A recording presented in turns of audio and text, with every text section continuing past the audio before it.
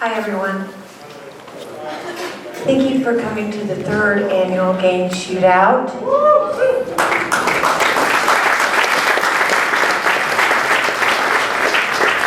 We had a lot of applications to participate in the 16 companies that actually are here today. And it was a difficult task in selecting. However, I think that we picked some pretty darn good ones. And I would like to thank all the judges that came from near and far, from North Carolina, Georgia, South Florida, here in Gainesville, across the road. So at any rate, the way the shootout works is that there were panels of judges that reviewed the presentations of 4 different companies. And from each of those panels, they selected one that would move forward. So I have those results, but I'm not going to tell you right now. And that will be announced during the dinner after John Spence gives his keynote speech. However, thank you again. We have great sponsors this year. I would like to give a really big thank you to Cox, who is sponsoring the dinner, your presentation. CEI, they actually, I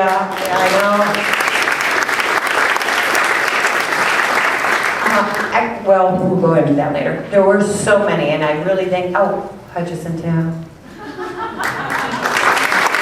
Second year in a row. He's not going to answer my phone call in January. But, so, with that being said, I'd like to introduce our MC tonight, Randy Scott, who is the chairman of GAIN, and a great friend, and he's really made a powerful impact on the direction of GAIN and where we are today and where we'll be tomorrow. So, big hand. Oh, and he does a lot of other good stuff, too. But, Randy, my friend.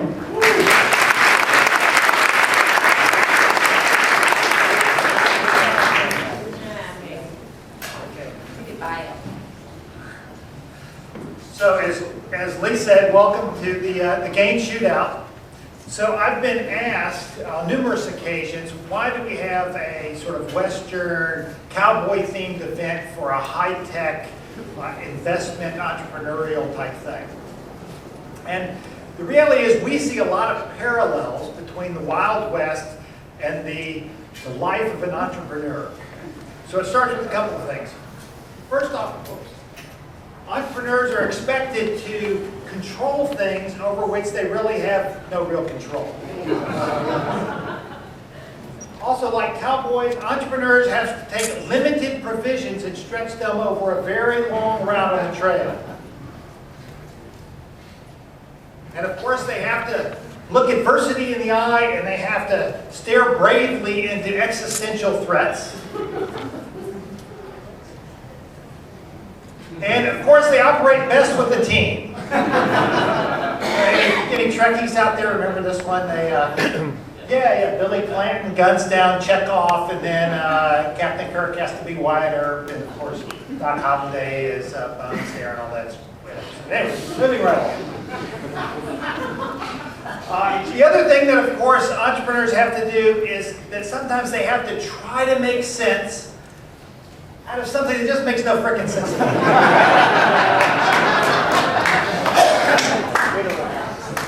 But of course, the Wild West was full of its own entrepreneurs, right? There, of course, was no Wild West town without a saloon keeper. Right? That was important. And then, of course, there was the most opportunistic entrepreneur of all, who was always right on the sidelines when the shootout was going to happen. No, I'm not talking about the venture capitalist. I'm talking about the undertaker. Everybody's always nailing the coffins together as the gunfighters are walking out into the street to have their big showdown. So our event here, though, is really about entrepreneurs, and it's about providing opportunities to entrepreneurs. And as Lee said, we have 16 teams here today, and I want to recognize each 16. I'm going to let them all stand up. We'll kind of recognize them with some applause at the end here, but I want to make sure that they all get a little bit of love here in the finals. So we've got, and everybody from the team that's here, stand up when I call out the company name. Stay standing. Omni Knox.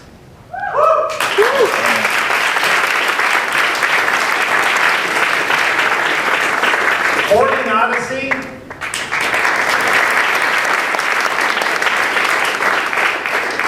Eight Technologies.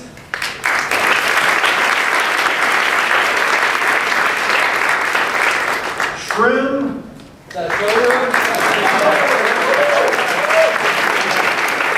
thought it was like a mushroom thing.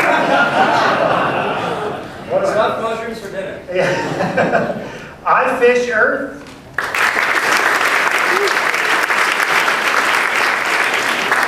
Quinoa.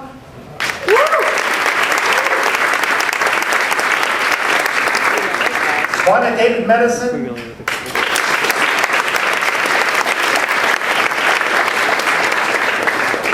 Field tour.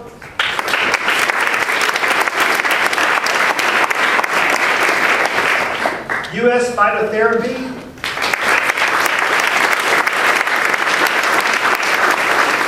Own course.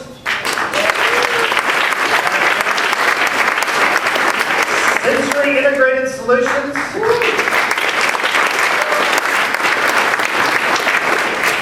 Go Joe.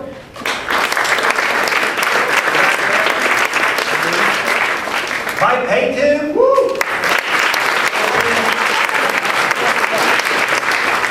Paracosm.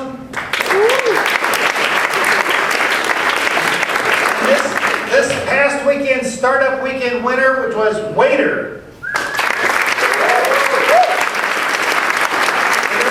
Let's see if they can rack up back-to-back wins here. So in a moment, we'll see who the final four are, and we'll hear from each of them. But first off, it's important to know that our Wild West is not populated with saloon keepers and undertakers. At least not a lot of them. But we have our own band of desperados that are going to help us sort through these final four tonight. So we're going to start out, and as I say your name, just kind of raise your hand so everyone can see who you are. Starting from the left here, my partner at Sofinova Health West Ventures, Tom Campfire Galloway. From Harvard Ventures, Bob the Bandito Crutchfield. From Duncan Williams, David Wildman Whitney. Of course, one of our key sponsors of the night, Royal Flush Fred Hutchinson. And my personal favorite, David the Dandy Day.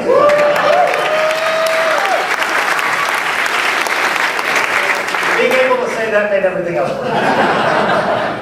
Of course, last year's shootout winner, Eric the Buffalo Buff. And with Clearwell Investments up from the Bay Area, Doug Born Free.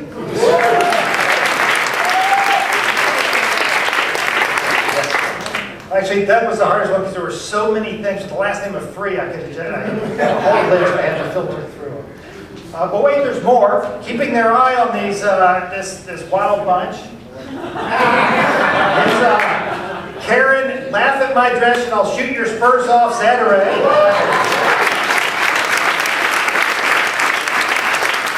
And riding into the rescue is judge and keynote speaker, John.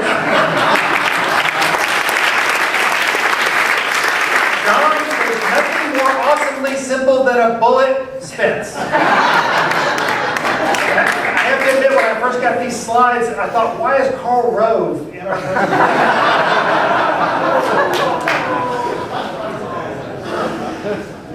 So now we're going to move into the fun part of the event. So we're going to find out who our four semifinalists are. So Lee told you a little bit about how this works. Right, so all afternoon, each of these 16 competitors have gone through a 1-hour mentoring session with some great mentors and judges. Each one of those groups picked one to go forward in the finals. None of them know if they're going to be in the finals or not. They were given whatever time between their mentoring session and this session right here to take the advice that they got and either forget about it or try to incorporate it into their presentation to make the best possible presentation. So they will be finding out at the same time you are if they are one of the finalists, and then they will immediately have to walk up here and give their pitch. Not an easy task. But again, that reflects the life of an entrepreneur when you never know what opportunity is going to knock and you've got to be able to seize on it. So it's part of how we train. So you have the 4 names in the hat? So, 4 companies that were put forward. 4 companies that were put forward are in this hat. And as you all know, it is the Priceless Gain Shootout hat. And the first winner of this award was Eric Buffkin. And I tried to get it from him, but no, I had no luck. And last year, the winner was Aiden Augustine of Feather. Yes. So, I mean, we're on a pretty good roll, you guys, because everybody's moving forward. At any rate, I'm going to pull one slip of paper out of the hat, and that company will immediately come up here and pray that the presentation will work. And we have our very good David Flores here to rescue in case there's a problem. So, that being said, are you guys ready? God, and I love you all. The winner is? The first up on deck, Sensory Integrated Solution.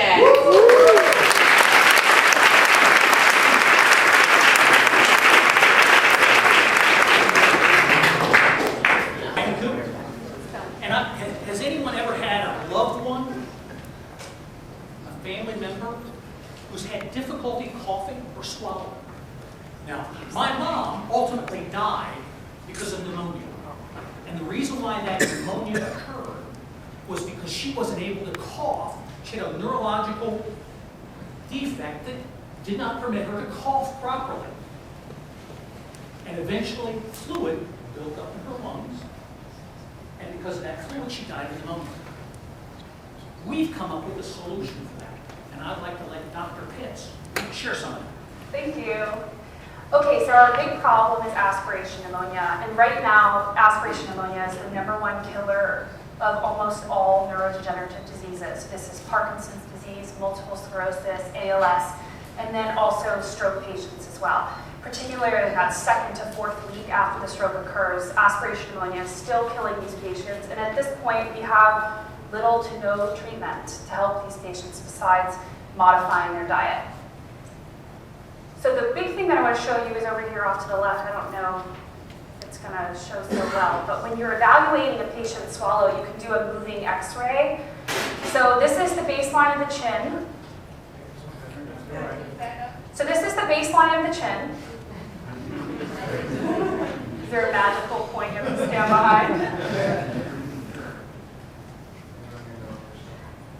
Right to this. Okay. Let's try again. Okay, so this is the baseline.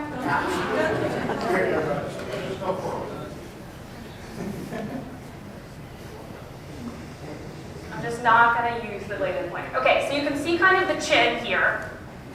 And then this is a man's Adam's apple, which is about here, and the esophagus runs kind of behind it. So I want you to keep your eyes on this front point. And so the patient does the first swallow pretty well. There's the first swallow. But now we're going to watch the second bit, and all of this is aspirated material.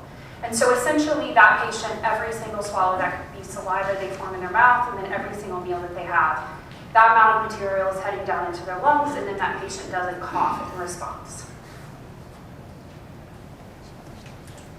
Who is it? What's the market size? The market size, you can see, is principally Alzheimer's. That's what my mom had. And because of that, you see, is 1 in 8 Americans. It equates to about $200 billion in cost in 2012. Parkinson's disease, I won't read all those numbers, but as you can see, it's a pretty significant market that is crying out for a solution. How can we improve these people's lives? How can we do that? Pediatric is also a very large market. So there's a crying demand for this, and I think we've come up with a solution. Okay, so our solution is a closed-loop electrical stimulation device that is worn on the neck. And so it's portable, it's kind of the size of this, it can be attached to the belt loop and then comes up and is attached to the neck. And one of the really remarkable and special things about it is that it uses the body's own electrical signal, so either the sound that you produce when you cough or swallow or the muscle electricity, and it feeds that information back into the stimulator. So it's able to make real-time changes in the stimulation it's delivering to the patient to help make them, at any point within the day or night, for them ready to swallow, or them, like everybody coughing in here, responding to that cough appropriately. So it's uniquely programmable for each patient, and you can wear it 16 to 24 hours a day. So you have a patient that's really high at risk, they can wear it 24 hours a day. If you have a patient that just needs some extra help during meals, it could just be worn during mealtime. We currently have, I'm just going to let you talk about the IP. And currently, we have an application we're working with the University of Florida Office of Technology and Licensing. Thank you. And we have a current application in process, but we do have some competition. And I say it with a question mark, because the key to this product, the VitalStim product, is it only can be worn certain times, very limited times, and it can only be worn in the clinician's office. So as long as you plan to cough between 3 and 3:30 on Tuesday, you're covered. So right now we have preclinical data and animal models showing that our electrical stimulation device can modulate cough and it can excite swallow to a great extent. So this is really important because these are the big two things that we want to be able to do. And we also have IRBs that are being written and turned in now. We should be ready to start our first clinical trials in January. An IRB, essentially when you do a clinical study within the University of Florida, there's regulatory bodies that have to make sure that you're doing everything that you're supposed to do to protect your human subjects. And so it takes 2 to 3 months to get through that. And so as our devices are being built, we're putting in the regulatory paperwork to get those trials approved. And just for your information, this is what is called the 510K regulatory process. And because it's not an implantable device, it actually has much lower requirements to be cleared for use. Our financials, as you're looking, we're looking at a very limited number in year 2 of 500 units. Again, that'll be targeted principally to locations, hospitals, and clinics. Currently, we've actually received $153,000 in change in grants. So we're actually continuing to get more grants and using a little bit smaller number.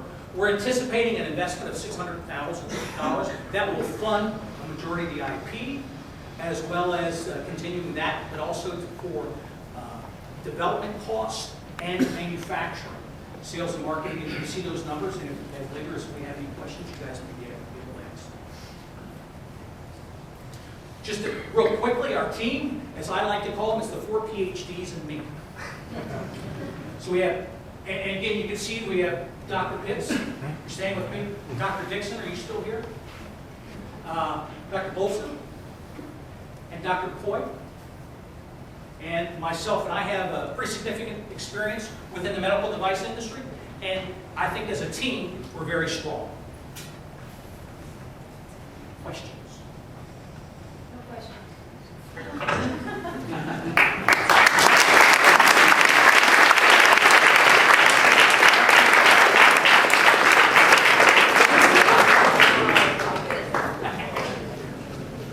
Great job. And I'd like to make a notation that that presentation for this company came in second last year in the shootout. Yes. All righty.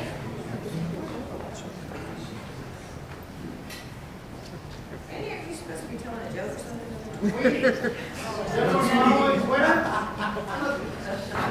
Hashtag game shootout. Okay, I'll finish up. And I've got nerve. Okay.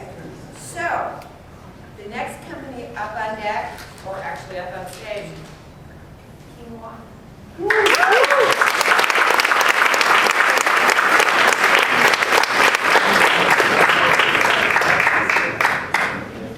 Yeah, so with GAIN, our mission is to inspire, connect, and educate entrepreneurs that are changing the world, or what we describe shortly as ICE.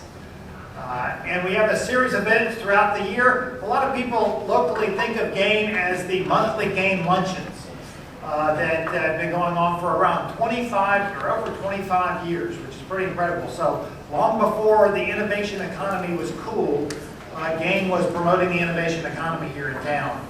But we're so much more than those 11 monthly lunches. We skipped 1 month in case you're doing the math. We're a lot more than 11 monthly lunches, and we put on over 35 events over the course of the year. It includes Shootout, our sort of premier event of the year, also Fast Pitch, which is an earlier stage event in the spring that helps, in fact, prepare companies to be ready for the Shootout later, as well as educational events throughout the year that are intended for entrepreneurs to both learn to sharpen their own skills and to uncover other opportunities for starting up businesses and what have you. So if you're not more familiar with GAIN, I would hope that you would go to gainnet.org, sign up on our site, which is the largest and fastest growing website, social networking site for entrepreneurs in the country. And that you sign up and add yourself there and find out what's going on. There are still enough time, I think. You ready? All right.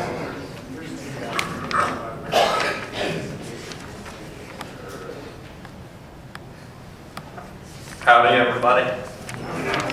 My name is Narayan Gyoti with Quinoa Mobile Development Studio, and today I'm very excited to tell you about the Beacon, a new way to interact and discover the people, places, and things around you. So, why is this important? As of this year, a study by Google and a couple of other big research groups found that over 150 million Americans are using their smart devices while out shopping at retail stores, while they're dining and relaxing in cafes. This is a huge opportunity for brick and mortar retailers to reach out to the people inside and around their stores. The problem is that there's no efficient way for businesses and organizations to really tap into the people that are nearby. They try to reach out to us, telling us to follow them on Facebook, add them on Twitter. They want us to scan a QR code and nerd out, or they want us to do all this manual labor on our phones to connect with them. It doesn't create an engaging experience for the users. You can also create a custom mobile app. And so we can pass up doing some cheesy animations there. But it's way too expensive. It's very restrictive for most businesses to create a custom mobile app. Our solution is called Beacon. Beacon is a platform that allows businesses and organizations to easily upload content such as their brand information, information about their products, their social media, all through a simple, easy-to-use web portal, and then they can tag all of this content to their physical store space and even products within that space. Then anybody using the Beacon app can discover all of this content automatically, seamlessly, and dynamically as they move through space without having to scan anything or type anything in. They just get it instantly. And this is huge in an era where people want instant access to information. They want it now. Especially young people like me, we're not sitting around here trying to wait for things. We're very impatient. So, I'll give you a little bit of a demo so you can see exactly what I'm talking about. So, think about being at the Harn right now. You want to connect with the Harn on Facebook or check out the latest exhibits. Think about what you would have to do that. You pop open your browser, you make all these taps. Finally, you've found a very large result list, and you're digging through that. With Beacon, just because we're here, we have a little Harn card pop up. I can access that card, connect with them on Facebook really easily, like them. I can see their Twitter, maybe even donate. Interact with the Harn in a multitude of ways. I can see the game card and learn about the game Shootout. I can see the restaurant right around here and look at their menu just because I'm here. I don't have to do all this other searching or input. You get instant access to information and content. But here's the real cool part. So we're working with the latest in sensor data and technology to be able to do this indoors at a very high resolution. So as you see, the judges will see better, but we have a couple of objects right here. A camera, the Mona Lisa, the real Mona Lisa, and a little car. So I'm discovering these automatically just by being near them. I don't have to scan them with my phone and look like a geek. I don't have to search for anything. And as I get closer to each object, they come up right up to the top. Our interface is designed to be completely dynamic and give you the most relevant information right up at top, so you can just access it and interact with it. So I'm at the Harn, I'm in front of the Mona Lisa or any other painting, and I can interact with it. I can see a video, or my phone can know that there's audio attached to that painting, so I can interact in all these different ways.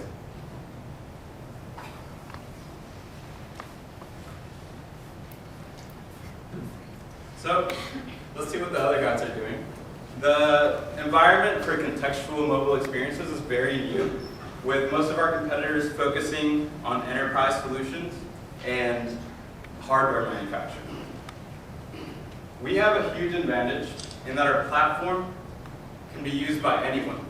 Whether you're Macy's or a mom and pop shop here in Gainesville, you can leverage our technology to create really engaging mobile experiences and appeal to your customers through our easy-to-use web portal. Our app is designed with the user in mind, and we're always thinking of ways to make people want to come back over and over again. We're very design-centric, and we're always trying to make our app appeal to everyone. We have perfect testing grounds here in Gainesville, Florida, where there's a huge population of very young people that are obsessed with their little smart devices and are always exploring new ways to use them. And we have a very nurturing startup environment, as well as a very cooperative group of small businesses and businesses that are helping us out now. We also have the first dynamic micro-location browser. That's just a really fancy way of saying that no matter where you are, Beacon will always give you the most relevant information right there at your fingertips. And we think that this is huge. Our market appeals to anyone with a physical store space and a message to share. So in retail, you've seen how I can browse products and discover them, perhaps even buy them through Beacon, see advertisements for other related products.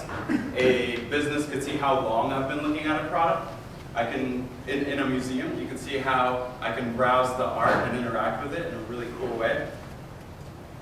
Performers can use it as they travel, for people to buy their records or whatever. In a hospital, a doctor could use an iPad and go from room to room and dynamically be able to access each patient's information without having to do all this manual input.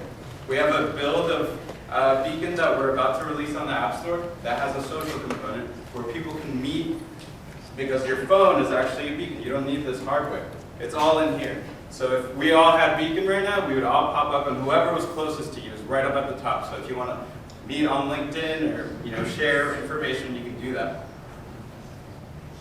We're launching in Gainesville this January, and we're offering our expertise and our hardware for free. We're setting up businesses and creating a lot of content in the area. And we'll start marketing locally and then hope to spread by midway next year to other U.S. cities.